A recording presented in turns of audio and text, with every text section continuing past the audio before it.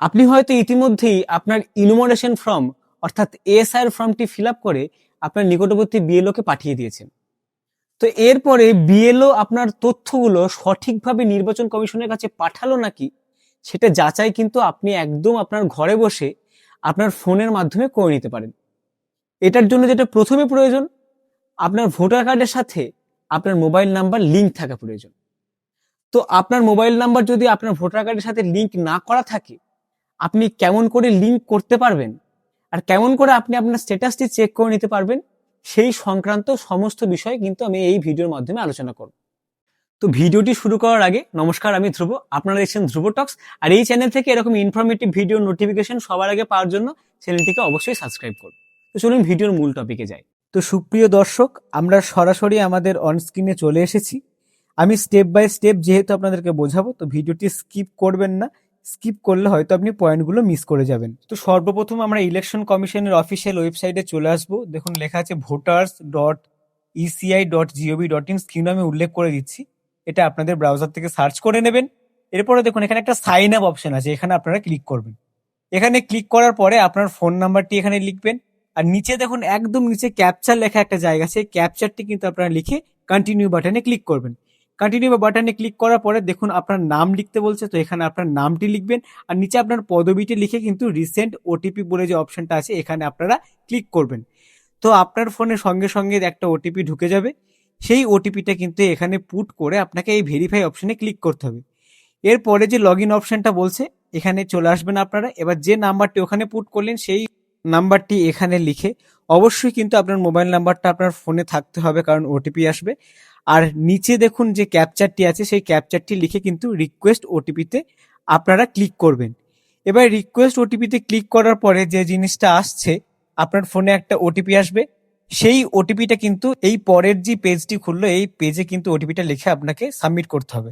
এটা সাবমিট করার পরই দেখবেন এখানে একটা নতুন পোর্টাল ওপেন হয়ে যাচ্ছে। এরপরে ফিল ইনভিটেশন ফর্ম দেখুন লেখা আছে, দেখুন স্পেশাল ইন্টেনসিভ রিভিশন এসআইআর, এখানে কিন্তু আপনাকে ক্লিক করতে হবে। তো ক্লিক করার পরে এখানে আপনাকে রাজ্যটি সিলেক্ট করে নিতে হবে। এবার এখানে আপনার এখনকার 2025 সালে মানে আপনি যেটা ভোটার কার্ডটি ব্যবহার করছেন সেই ভোটার কার্ডের নাম্বারটি লিখে কিন্তু আপনাকে সার্চ করতে হবে। সার্চ করার পরে দেখুন একটা পেজ ওপেন হয়ে যাচ্ছে। পেজ ওপেন হয়ে গেলে এখানে আপনার ইনফরমেশনগুলো ঠিকঠাক আছে নাকি একবার মিলিয়ে দেখে নেবেন। এরপর আপনার মোবাইল নাম্বারটা এখানে লিখবেন, সেই ওটিপিতে ক্লিক করবেন। ক্লিক করার পরে যদি এরকম একটা পেজ খুলে দেখুন লেখা আছে the mobile number is not linked with epic number, অর্থাৎ এখানে বলতে চাইছে আপনার এপিক নাম্বার অর্থাৎ ভোটার কার্ড নাম্বারের সাথে আপনার মোবাইল নাম্বারটা লিঙ্ক নেই। তো এবার যদি আপনার ভোটার কার্ডের সাথে আপনার মোবাইল নাম্বারটা লিঙ্ক করতে চান, সেক্ষেত্রে দেখুন লেখা আছে যে click here two link the mobile number through from 8, এখানে আপনাকে কিন্তু ক্লিক করতে হবে। ক্লিক করার পরে আপনাকে কিন্তু সেলফটা যদি নিজের জন্য করেন তাহলে সেলফ করতে হবে, আর আদার যদি অন্য কোনো ভোটারের জন্য করেন তাহলে কিন্তু আপনাকে আদার ইলেক্টরে ক্লিক করতে হবে। তো আপনি যেহেতু নিজের জন্য করছেন আপনি সেলফ দেবেন। তারপর এখানে আপনার ইপিক নাম্বার অর্থাৎ ভোটার কার্ডের নাম্বারটা কিন্তু এখানে পুট করে সাবমিট করে দেবেন। সাবমিট করে দেওয়ার পরে এখানে আপনার ভোটার কার্ডের সমস্ত ইনফরমেশন দেখবেন লেখা আছে, আপনারা একবার মিলিয়ে নেবেন। মিলিয়ে নেওয়ার পরে কিন্তু আপনারা যে নিচের ওকে বাটনটা এখানে ক্লিক করবেন। তো এখানে আর একটা কলাম দেখুন লেখা আছে, দেখুন লেখা আছে অ্যাপ্লিকেশন ফর।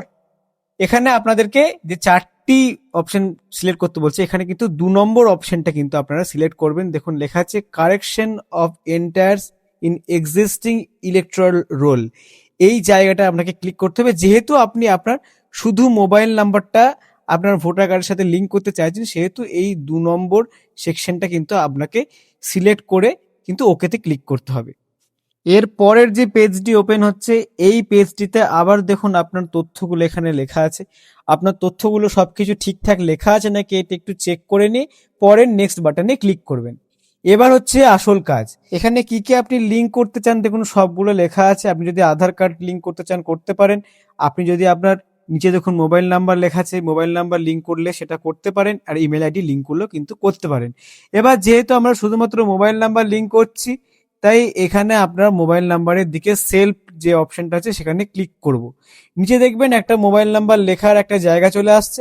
তো এই জায়গাটায় কিন্তু আমাদের মোবাইল নাম্বারটা আমরা এখানে লিখে দেবো, যে নাম্বারটা আমরা লিঙ্ক করতে চাই।